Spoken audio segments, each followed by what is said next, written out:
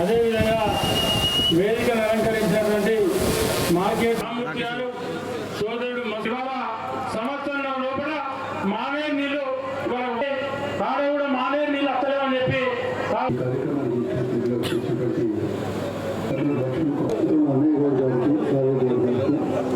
వేదిక పైన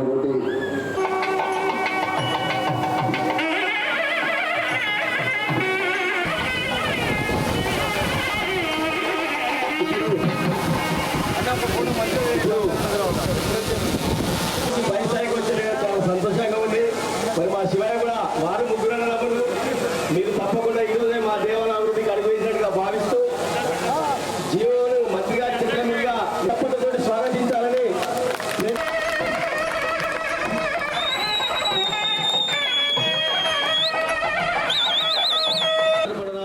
అన్యదా భావించాలని తెలియజేస్తూ ప్రజలు కూర్చున్నారు అట్లనే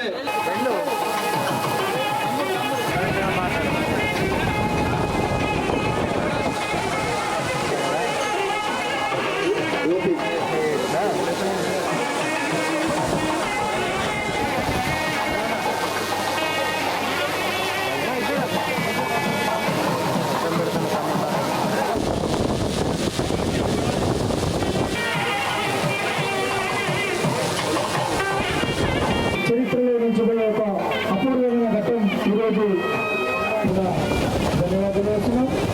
మరి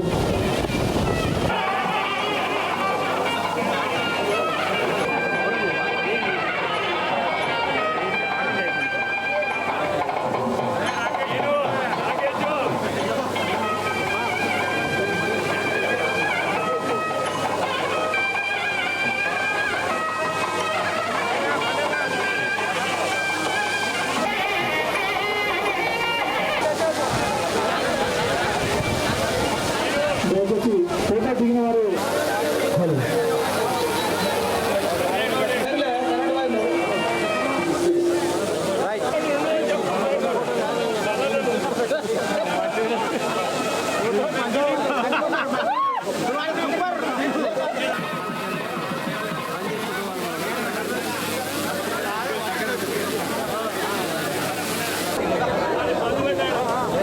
మీరు సార్లు ఎవరిస్తారు ఎవరికి ఇస్తారు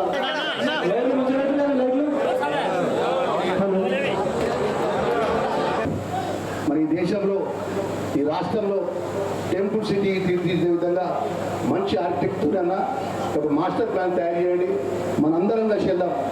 ముఖ్యమంత్రి గారు పెద్దపల్లి అంటే టాప్ ప్రియారిటీ ఉంటుంది. దాంట్లో మనందరం అన్నాక విజన్ అన్నాక అది కాలాన్ని ముచ్చట ఉంటుంది. దానికి మనం ఈ యొక్క మంచి కార్యక్రమాన్ని మల్లికార్జున స్వామి యొక్క బ్రహ్మరాంబిక తల్లి సీతారామచంద్ర స్వామి ఈ గొప్ప దేవాలయ ప్రాంతాన్ని అత్యంత గొప్పగా తీర్చిదిద్దే విషయంలో పట్ల మన విద్యలకు నేను తోడుగా మంత్రిగా నేను నింబడి ఉంటాను విషయాన్ని మనస్ఫూర్తిగా మనవి చేసుకుంటూ మరి ఈ ప్రాంతానికి సంబంధించిన అనేక అభివృద్ధి విషయంలో పట్ల మరి అన్న చెప్తే మాకు చాలా సంతోషం అనిపిస్తుంది.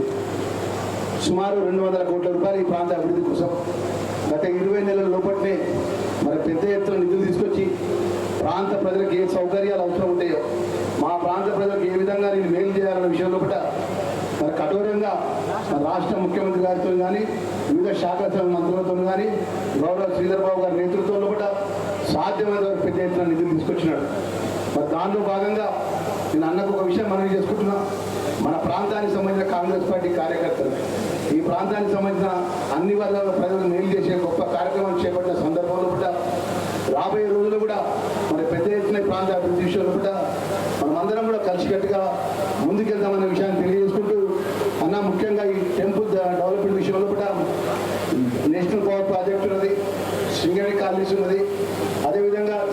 ఫండ్స్ ఉంటాయి. ఈ సిఎస్ఆర్ ఫండ్స్ విషయంలో కూడా మనం ప్రత్యేకంగా శ్రీధర్ బాబు గారితో కూర్చోబెట్టి ఆ సిఎండి కానీ ఎన్టీపీ సిఎండి కానీ ఒక ప్రత్యేకమైన ప్రణాళికతో ఈ యొక్క గెస్ట్ హౌస్ కట్టియాలి, లేకపోతే టెంపుల్కి ఈ విధమైనటువంటి ఈ యొక్క పెద్ద బిల్డింగ్ కట్టియాలంటే తప్పకుండా వాళ్ళు కట్టించే ఆలోచన పరంగా సిఎస్ఆర్ ఫండ్స్ వారు కేటాయిస్తున్న విషయాన్ని కూడా మనవి చేసుకుంటూ మనం ఇంకా మా విజయాల విషయం ఇంకా చాలా విషయాలు మాట్లాడడం చాలా ఇష్టమైంది కాబట్టి మనం మొదటిసారి ఆ మల్లికార్జున స్వామి ఇంకా 2011లో నేను జిల్లా పరిషత్ చైర్మన్గా ఉన్నప్పుడు వచ్చిన ఆ రోజు ఇక్కడ దర్శనం చేసుకున్నా.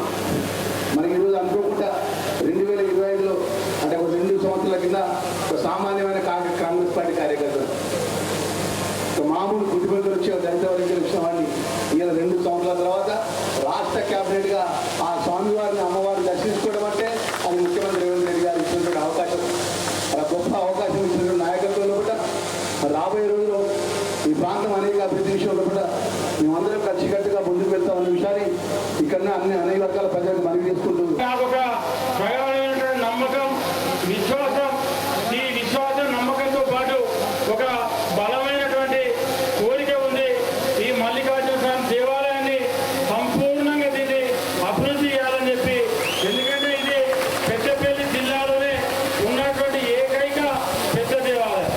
మరి ఇంత పెద్ద దేవాలయం మన పెద్దపల్లి జిల్లాలో ఎక్కడ కూడా లేదు. సోదరులు కానీ సోదరిమణులు కానీ ఈ దేవాలయంలో పనిచేసేటువంటి వ్యక్తులు కానీ ఈ దేవాలయం నుండి 500 మీటర్లు ఎవరు కూడా భూమి కొనరాదు, భూమి అమ్మరాదు. అది ఇప్పటికే ఈ ప్రాంతంలో రియల్ ఎస్టేట్ పెట్టి అనేక రియల్ ఎస్టేట్ పెట్టి దేవాలయం భూములు రేట్లు పెంచారు అమాంతంగా. ఇవాళ దేవాలయం రేట్లు పెంచడంతో ఇవాళ తిరుపతిలో కూడా కొన్ని కిలోమీటర్ల వరకు అక్కడ దేవాలయ భూములను కొనరాదు, అమ్మరాకుండా మనక్కడ దేవాలయం ఆ ట్రస్ట్ నిషేధించడం జరిగింది.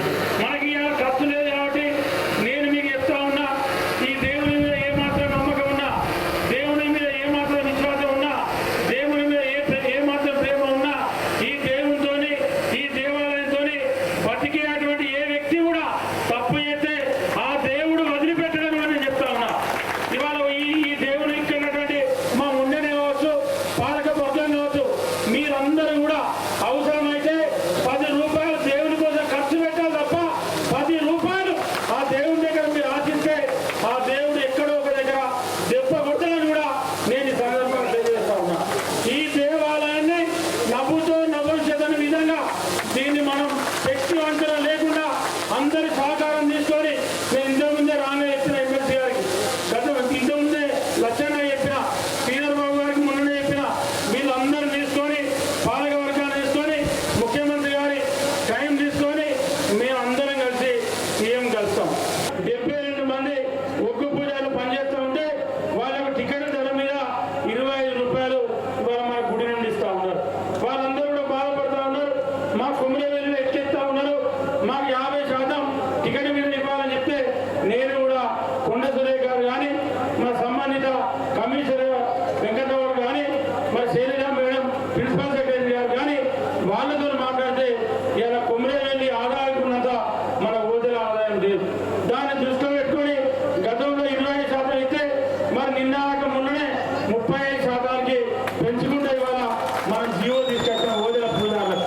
మీ పాలక వర్గం ఉన్నంత వరకు ఆ దేవునికి మీ సేవ చేసేటువంటి ఒక గొప్ప అవకాశం మీకు ఆ భగవంతుడు కల్పించడం అనేటువంటి దృష్టిలోనే పనిచేయాల్సి ఉంటుంది. కానీ వేరే ఎటువంటి వైపు దృష్టి ఉండాల్సినటువంటి ఇది ఉండకూడదు. ఖచ్చితంగా ఇదొక గొప్ప అవకాశం. ఈ దేవాలయాన్ని ఏ విధంగా డెవలప్ చేయాలి, ఈ దేవాలయాన్ని ఒక మంచి దేవాలయంగా ఏ విధంగా చేయాలనేటువంటిది పొద్దున కూడా ఇద్దరం మాట్లాడుకోవడం జరిగింది. వారు చెప్పడం జరిగింది, వారి అభిప్రాయాలు చెప్పడం జరిగింది. తప్పకుండా వారికి పూర్తి సహాయ సహకారాలు అందిస్తాను. వారికి నేను ఒక స్కీమ్ ఒకటి ఇక్కడ పంపిస్తాను. దీన్ని మొత్తం సర్వే చేద్దాం ఉన్నటువంటి దాన్ని చేసి ఒక మాస్టర్ ప్లాన్ తయారు చేద్దాం.